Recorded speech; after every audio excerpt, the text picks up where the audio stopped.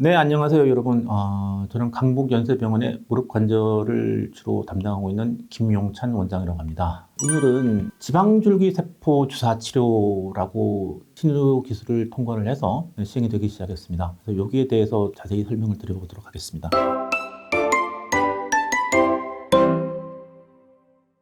자가지방 줄기세포 주사가 정확한 명칭은 아니고요. 신규 기술을 통과하면서 허가받은 명칭이 있습니다. 자가지방률의 기질혈관 분액 관절 강내 주사. 일단 사용 대상은 PA 그레이드 2, 3등급에 해당하는 관절에 대해서 시행할 수 있습니다. 어떻게 허가사항을 받았냐면은 기존의 시술, 그러니까 골수흡입 줄기세포 주사, 그 다음에 희로안산을 이용한 관절강내 주사, 이런 주사와 비교를 해봤을 때 우수하거나 적어도 동등한 치료 효과를 나타낸다고 되어 있습니다. 그래서 허가를 받았어요. 여기에서 조심하셔야 될 것이 이런 줄기세포가 이름에 포함이 되어 있다 보니 여러분들이 아마 오해하시는 것들이 있는 것 같습니다. 기존에 줄기세포 치료가 있었습니다. 카티스템이라고 해서 태반에서 나오는 제대혈에서 다양한 줄기세포를 직접 수술적인 방법을 통해서 연골 마모된 부위에 이식하는 겁니다. 수술을 통해야 돼요. 이 방법을 쓰게 되면 연골이 재생될 수가 있습니다. 작년부터 이거와 더불어서 줄기세포가 포함된 주사치료가 소개가 되기 시작했어요. 그 중에 하나가 골수줄기세포 주사, 골수에서 줄기세포를 뽑아내서 이것이 줄기세포 포함된 농축을 만들어서 무릎 주사를 쓰게 되고요. 이번에 시장에 소개된 지방줄기세포 주사는 몸에서 지방을 채취하는 겁니다. 피하 지방층을 채취하게 되면 이거를 분리하게 되면 똑같이 줄기세포를 채취해낼 수가 있어요. 분리해낼 수가 있습니다. 이것을 주사를 이용해 쓰는 겁니다. 그럼 이게 골수줄기세포 주사든 지방줄기세포 주사든 기존에 나와 있던 줄기세포 이식술과 무슨 차이가 있냐? 결정적으로 줄기세포 주사 치료는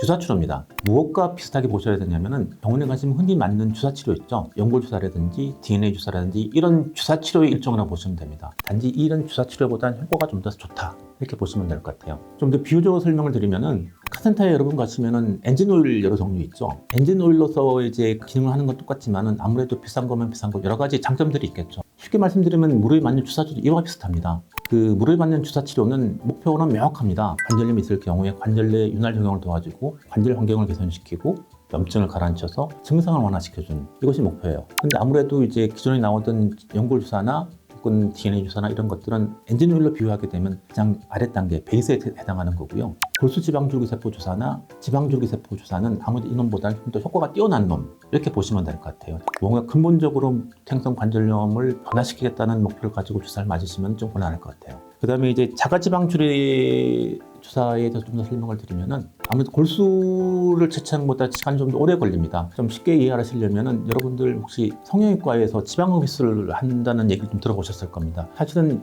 그 기술을 그대로 도입한 겁니다. 주로는 어디서 채취하냐면 엉덩이나 허벅지 뒤쪽에서 채취하게 됩니다. 주로 마취 상태에서 피하 지방층에서 지방을 채취하게 됩니다. 상당히 좀 시간이 걸리는데 한 30분 이상 걸리게 됩니다. 시간 자체가. 지방 채취를 하게 되면 그것을 특수한 장비를 이용해서 분리해내게 됩니다. 이 분리 시간이 상당히 시간이 오래 걸려요. 8시간 이상 걸리게 됩니다. 그래서 하기 때문에 대개 하루 정도 입원은 필요하고요. 그것을 걸러서 쩌하게 분리를 하게 되면은 줄기세포가 포함되어 있는 층을 따로 분리해낼 수가 있어요. 이 층을 분리해내서 주사를 만들어 쓰는 겁니다. 줄기세포는 따로 분리해내는 게 아니고 그 이외 여러 가지 세포도 같이 포함이 되게 됩니다. 이런 것들을 무릎에 주사를 맞게 되면은 퇴행성 관절염 증상을 완화시키는 효과가 있다 이렇게 보시면 될 것 같고, 그러면 이런 줄기세포가 들어와서 무릎에 어떤 영향을 미치냐 여러 가지가 있는데요. 가장 큰 것은 뭐냐면은 이런 줄기세포에서 생체 활성 물질들이 분비가 됩니다. 아까 말씀드렸던 관절 내의 환경을 개선시키고 염증을 가라앉히고 퇴행성 관절염 진행하게 되면은 연골을 마모시키는 효소들이 많이 분비되거든요.